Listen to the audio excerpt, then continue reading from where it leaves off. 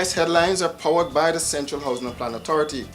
First up, the Guyana Teachers Union and the Ministry of Education still to agree on a chair for the arbitration panel.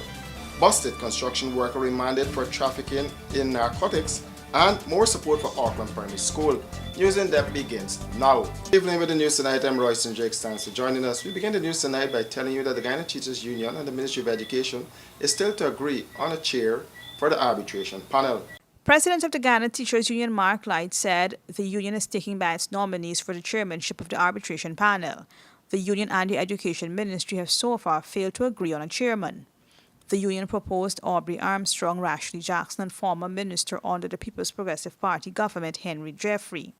So we went in favor of, we recommended Mr. Aubrey Armstrong, who you know from the 1994, I think, tribunal there. He was the chairperson and did a fairly good job. So we thought that he would have been a good candidate. That was rejected. So we asked the ministry to submit a nominee that they have. They then submitted Mr. Cummins, the present PS of telecommunication. We indicated to them that we can't accept Mr. Cummins because he is a government functionary. To use President Mark Light, he said that ministry officials could not offer any reason for the rejection of the nominees. We're sticking to our 3 nominees because we felt that those persons, the credentials of those people are impeccable, right, compared to what was brought to the table. We knew nothing about the other 2 persons that were brought, except that they are government functionaries, that one is a PS and the other one is an HR manager. But nothing else was brought. We brought the complete CV of these persons, dating back to the 1970s when they functioned in various government capacities. Light said the union is looking for a living wage for its members. The GTU president said the outcome of the meeting last Friday with the union, the Education Ministry, and the Chief Labour Officer is not sitting well with teachers, many of whom he said feels that the ministry is trying to stymie the process. More news after this break. Stay with us. Hey, looky there. Let me go techie boots. Boots? No, mama, I ain't gonna get lock up teeth in them big stinky 30-second boots. Plus, it gonna be more cheaper online. And then got my favorite color, pink. Let me go along. Online shopping. Cheaper, faster, better. Passback.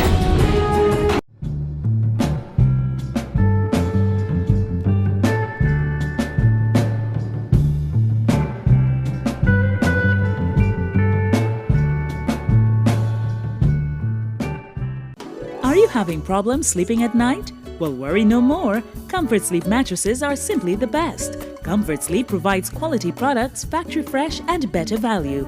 With every purchase you make, you become part of our family and help to fulfill the need of the less fortunate. Comfort Sleep, as part of their corporate duty, provides meals for over 500 children in regions 3, 4, and 6, 3 times a week. This, among other charitable events, year-round is part of our mandate. What are you waiting for? Keep the dream going. Be part of this great family. Comfort Sleep, Eccles Industrial Estate, East Bank, Demerara. Telephone 233-3013 or 233-2657. Email comfortsleep49@gmail.com. Caribbean rice from the lush rice fields of Guyana, straight to your home.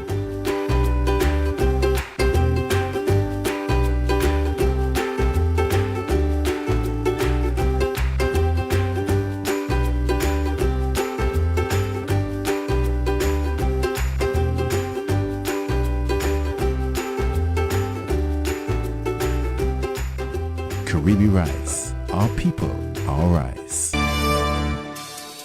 Welcome back. Construction worker was today remanded to prison on a drug trafficking charge. The 53-year-old man appeared before Chief Magistrate Ann McLennan and was remanded to prison until October 8th. The court heard that on September 15, 2018, Andrew Jordan, a construction worker of Lot 15 Craig Street, Camberville, had 100 grams of cocaine in his possession for the purpose of trafficking. The man pleaded not guilty to the charge. Jordan was represented by attorney-at-law Stanley Moore, who made an unsuccessful application for bail. Kanu prosecutor Conor Sandifer told the court that the ranks from the Customs Anti-Narcotics Unit acting on information received went to Jordan's Craig Street home and conducted a search. The drugs were found in Jordan's refrigerator, and he allegedly told Kanu officers that he was trying a thing.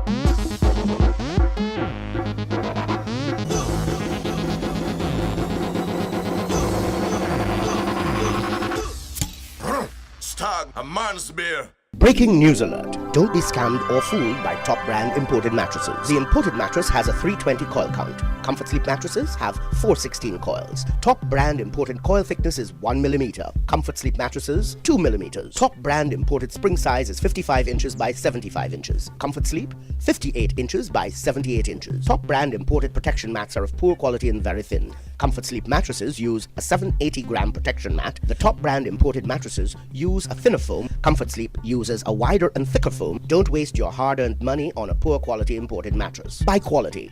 Buy Comfort Sleep mattresses.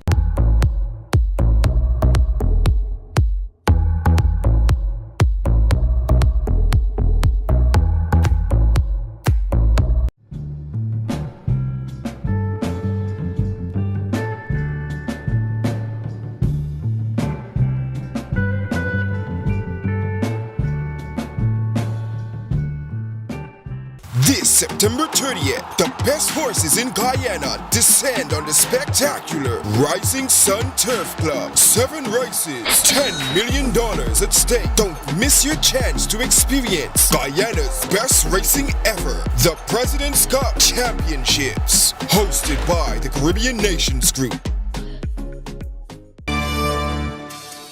And before we go, more support for Auckland Primary School, this time from an overseas-based group. It was all smiles for teachers and students of the Auckland Primary School at Wim Village, Quarantine Babies, as they receive a donation of school bags and accessories, a new playground, and newly renovated basketball and volleyball courts. This was all made possible by the Summers family in collaboration with a number of donors from the United States. I have really good friends who have her nonprofit organization, and it's called Live in Water Foundation. They have helped me to do the backpacks. I have friends, colleagues at work. I have companies who have donated, and we're able to, with their donation, we were able to make this possible. Shima Summer said for over 40 years, her late mother was the one who always came back to Guyana to give back to those in need. But when her mom passed away 2 years ago, she and her daughter decided to take up the mantle. Speaking at a simple ceremony, Sita Nagamoto, the Prime Minister's wife, reminded students that the school holds many cherished memories for her husband. In fact, President David Granger and Prime Minister Moses Nagamoto both attended the school many years ago. The only school that the President and the Prime Minister both attended. You may have a school that a President or a Prime Minister has attended, but Auckland School, primary school, is very special because these two great men, they both attended this primary school. The students were also entertained by Calypsonian Sweet Candingo. And that's a wrap for this edition of News in Depth. Do join us again tomorrow for another edition.